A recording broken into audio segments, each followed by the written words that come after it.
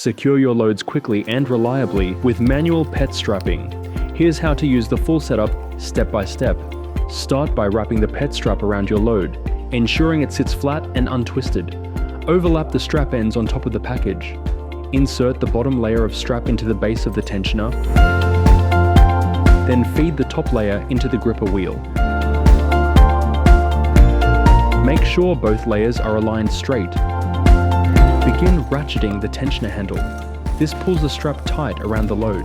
Continue until the strap is firm and secure, without over-tensioning.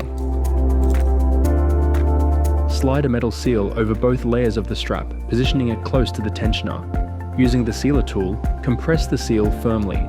Apply 1 or 2 crimps depending on the seal type, ensuring a strong permanent hold.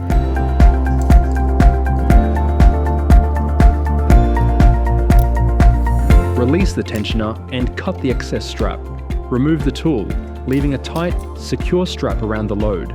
Your load is now safely strapped and ready for transport or storage. For reliable strapping tools and high-quality PET strap, trust Pacific Packaging Australia.